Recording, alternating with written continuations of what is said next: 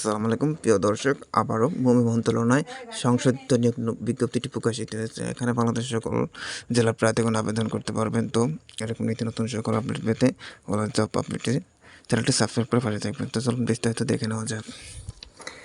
এখানে ভূমি মন্ত্রণালয়ের রাজস্ব খাতভুক্ত ব্যবস্থাপনা বিভাগের নিয়োগযোগ্য শূন্য পদে বিপরীতে জাতীয় বেতন স্কেল 2015-এর 14তম গ্রেডভুক্ত নিম্নোক্ত স্থায়ী পদে সরাসরি জনবল নিয়োগের লক্ষ্যে প্রকৃত বাংলাদেশি নাগরিকদের মধ্যে যোগ্যতা সম্পন্ন প্রার্থীদের পদের পাশে বর্ণিত যোগ্যতা নিকট হতে সত্তর সাপেক্ষে অনলাইনে http://mainland.telecom.com বিডি ওয়েবসাইটে আবেদনপত্র আহ্বান করা যাচ্ছে। অনলাইনে আবেদন ব্যতীত কোনো আবেদন গ্রহণ করা হবে না। পদের নাম এখানে সার্ভেয়ার, বেতন গ্রেড 10,200 টাকা থেকে 24,680 টাকা। পদের সংখ্যা 238টি। প্রয়োজনীয় শিক্ষাগত যোগ্যতা রয়েছে কোনো শিক্ষিত কারিগরি শিক্ষা বোর্ডের অধীন সার্ভে ইনস্টিটিউট হইতে 4 বছর মেয়াদী ডিপ্লোমা ইন ইঞ্জিনিয়ারিং সার্ভেয়িং পরীক্ষা উত্তীর্ণ হতে হবে। এবং যে সকল প্রার্থীগণ আবেদন করতে পারবেন, সকল জেলার প্রার্থীগণ আবেদন করতে পারবেন। তবে 18 এপ্রিল 2024 তারিখে জারিকৃত ইস্যু নং এত নম্বর বিজ্ঞপ্তি অনুযায়ী ইতিমধ্যে যারা এই পদে আবেদন করেছেন তাদের নতুন করে আবেদন করার প্রয়োজন নেই।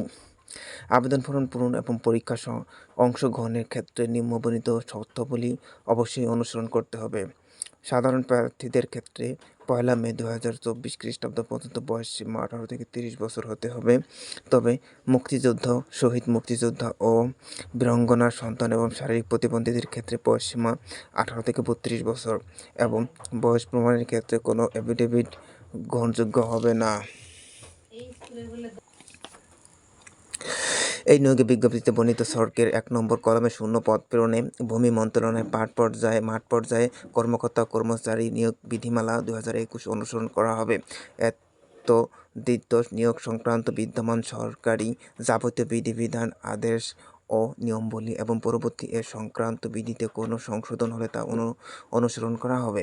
এবং প্রার্থী মুক্তিযোদ্ধা, শহীদ মুক্তিযোদ্ধা এবং বীরাঙ্গনার সন্তান, ক্ষুদ্র নৃগোষ্ঠী, শারীরিক প্রতিবন্ধী, তৃতীয় লিঙ্গের হলেও আবেদনপত্রে তা স্পষ্টভাবে উল্লেখ করতে হবে। সরকারের সর্বশেষ জারিকৃত নীতিমালা অনুযায়ী কোটা সংরক্ষণ করা হবে। বর্ণিত পদে নিয়োগের জন্য প্রার্থী নির্বাচনের ক্ষেত্রে সংশ্লিষ্ট নিয়োগ বিধিমালা অনুসারে লিখিত ও মৌখিক পরীক্ষা অনুষ্ঠিত হবে। কেবল লিখিত পরীক্ষায় উত্তীর্ণ প্রার্থীগণ মৌখিক পরীক্ষায় অংশগ্রহণের জন্য বিবেচিত হবেন।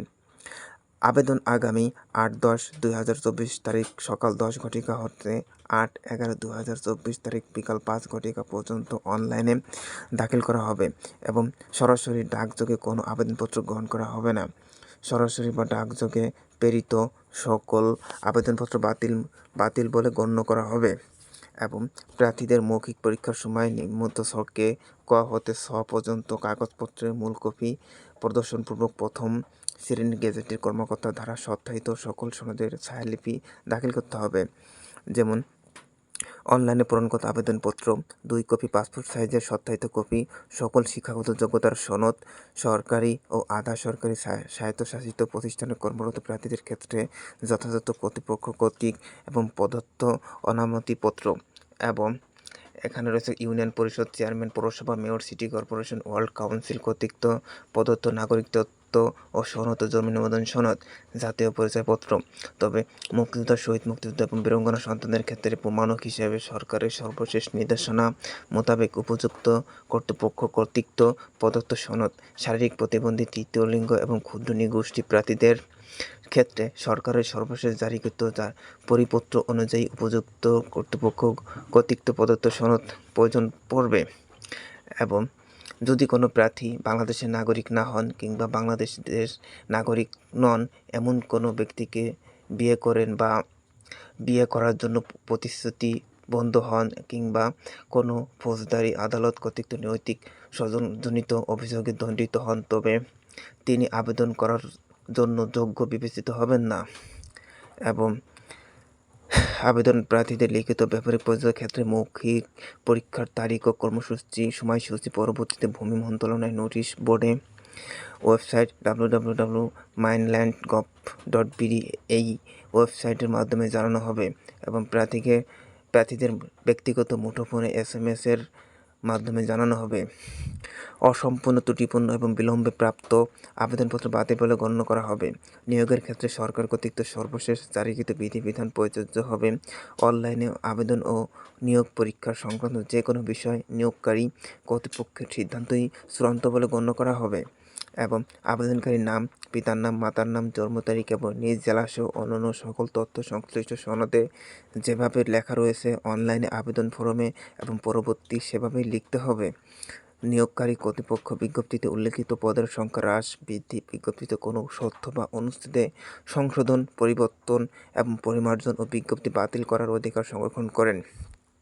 বিস্তারিত ভূমি মন্ত্রণালয়ের ওয়েবসাইটে www.mainland.gov.bd পাওয়া যাবে।